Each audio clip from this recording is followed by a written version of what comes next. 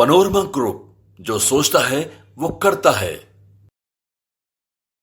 नमस्कार, एक बार फिर से आपका बहुत बहुत अभिनंदन करते हैं, स्वागत करते हैं। और जैसा कि आप जानते हैं कि लगातार भारत लाइव बिहार और बिहार से जुड़े हुए हर मामलों पर अपनी नज़र बनाए हुए है। सीट शेयरिंग के फॉर्मूले से लेकर के मंत्रिमंडल के विस्तार तक सभी चीज़ों पर हमारी नज़र बनी हुई है। खास करके अगर बात करें तो एनडीए में जो सीट शेयरिंग का घमासान मचा हुआ है, उस घमासान पर हमारी पूरी नज़र है। और संपादक नमन मिश्रा जी सीधे दिल्ली से कनेक्शन में जुड़े हुए हैं। दिल्ली में जो हमारे सूत्र हैं और हमारे जो संवाददाता हैं वो लगातार नज़र बनाए हुए हैं। बिहार के एनडीए में भारतीय जनता पार्टी नीतीश कुमार, चिराग पासवान, पशुपति कुमार पारस, जीतन राम मांझी और उपेंद्र कुशवाहा को लेकर के जो चीज़ें चल रही हैं उसमें बहुत बड़ा अपडेट आया है। ये अपडेट इतना बड़ा है कि इसको लेकर के अगर देखा जाए तो कहीं ना कहीं फार्मूला पूरी तरह से फिट हो गया है। लगातार बैठकों का दौर पिछले 72 घंटे से चल रहा है और इसको लेकर के हम लगातार ये बता रहे थे कि सीट शेयरिंग का समझौता हर हाल में भारतीय जनता पार्टी एडजस्ट करेगी ही करेगी, क्योंकि भारतीय जनता पार्टी को इस बार किसी भी तरह का कोई भी झमेला नहीं चाहिए। जिसको जितना पर लाना है और उसको समझाना है, उसको मजबूर करना है या फिर समझौते में उसे मना लेना है, ये सारी बातें भारतीय जनता पार्टी सोच करके तभी नीतीश कुमार को एनडीए का हिस्सा बनाई थी। आपको बता दें कि बिहार में जो सीट शेयरिंग का फॉर्मूला है उसको लेकर के हमने पहले भी आपसे चर्चा किया था। हमने आपको बताया था कि 18 से ज़्यादा सीटों पे भारतीय जनता पार्टी चुनाव लड़ना चाहती है, तो वहीं नीतीश कुमार को इस बार 11 से 12 अधिकतम सीट पर चुनाव लड़ना पड़ेगा, उन्हें अपनी सीटें छोड़नी पड़ेगी। हमने ये भी आपको बताया था कि 2019 में जिस तरह से भारतीय जनता पार्टी ने नीतीश कुमार के लिए अपनी जीती हुई 5 सीटें छोड़ी थी, इस बार नीतीश कुमार को ये छोड़नी पड़ेंगी और नीतीश कुमार को सूद ब्याज सहित छोड़नी पड़ेगी।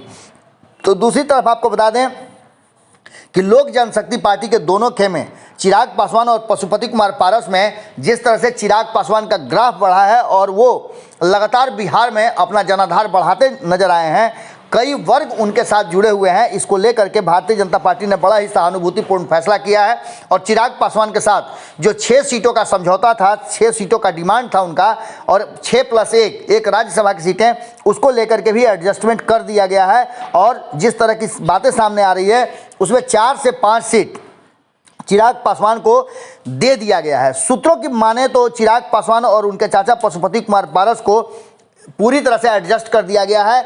जो सीटें 6 थी जीती हुई, उनमें से 4 सीटें चिराग पासवान को दे दी गई है और पशुपति कुमार पारस और प्रिंस राज को एडजस्ट करने की बात कही जा रही है। आपको बता दें कि इस पूरी कहानी में एक बात तो साफ नज़र आ रही है कि जिस तरह से सब कुछ चल रहा है वो इस बात की तरफ इशारा कर रहा है कि पिछली बार जो 17-17-6 का फॉर्मूला तय हुआ था उसमें भारतीय जनता पार्टी अपनी पुरानी सीटों को फिर से वापस चाहती है।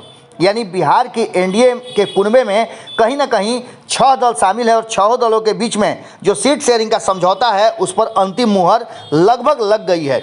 इन सारी बातों को लेकर के जो सूत्र हमारे बता रहे हैं, उन सूत्रों की माने तो नीतीश के आने से पहले ही एनडीए में सीटों का कमी हो गया था और इस कमी को पूरा करने के लिए भारतीय जनता पार्टी ने एक नया रास्ता निकाला है। नीतीश कुमार की वापसी के बाद पूरा गणित जिस तरह से प्रभावित हुआ था, उसके लिए चाचा और भतीजा के बीच में रार की खबरें भी सामने आ गई थी। दरअसल चिराग पासवान और उनके चाचा केंद्रीय मंत्री जो पशुपति कुमार पारस हैं, उनको लेकर के, उनके साथ जो 5 सांसद थे उनको लेकर के भी काफ़ी कुछ कहा जा रहा था। लेकिन जो वर्तमान परिस्थितियां बनी है और जिस तरह से चिराग पासवान अपने जनाधार के साथ अपने जो डिमांड है उस पर अड़े हुए थे, उसको लेकर के सारी बातें अब सलटा ली गई हैं। उपेंद्र कुशवाहा को भी 1 से 2 सीटें देने की बात कही जा रही थी, इस पर भी मुहर लग गई है। तो वहीं उपेंद्र कुशवाहा को एक और एडजस्टमेंट मिलेगा। इन सारी बातों को लेकर के अब जो बिहार की राजनीति में चर्चाएं चल रही हैं उसमें सबसे पहले आपको बता दें कि अमित शाह ने सीट शेयरिंग के फॉर्मूले को लगभग फाइनल कर दिया है और इसी के आधार पर भारतीय जनता पार्टी लगभग 20 सीटों पर चुनाव लड़ेगी। तो वहीं नीतीश कुमार 12 सीटों पर और बाकी की बची हुई जो सीटें हैं वो साथी दलों में बांटी जाएगी। जहाँ तक आपने सुना होगा कि ये चर्चा चल रही थी कि मुकेश सहनी भी इसके हिस्सा होंगे, लेकिन मुकेश सहनी पर अभी तक कोई भी फाइनल बात नहीं हो पाई है।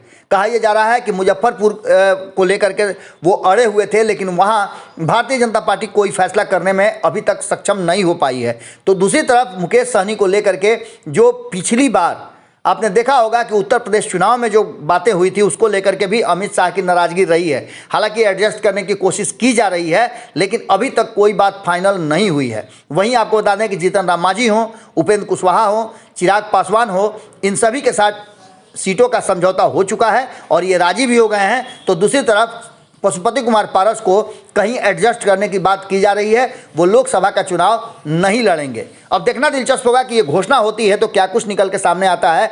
नीतीश कुमार के विदेश से आने के बाद ये सब कुछ सामने और जिस तरह से है पब्लिक डोमेन में आ जाएगा। जुड़े रहिए भारत लाइव के साथ।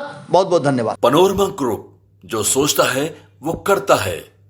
अगर ये वीडियो पसंद आई और वह बिहार के राजनीति और बिहारियत से सरोकार रखेनी तो सब्सक्राइब बटन दबा के चैनल के सब्सक्राइब कर ली। ओजे एगो घंटी बा, ओकरा बटन दबा देला से कुल सटीक और मारक खबर रुआ मुफ्त में मिल जाई। अगर रुआ पत्रकारिता के हमनी के नया प्रयोग में सहयोग कर चाहतानी तो ज्वाइन बटन दबा दी। पेटीएम नंबर नोट कर ली 9386816700। धन्यवाद।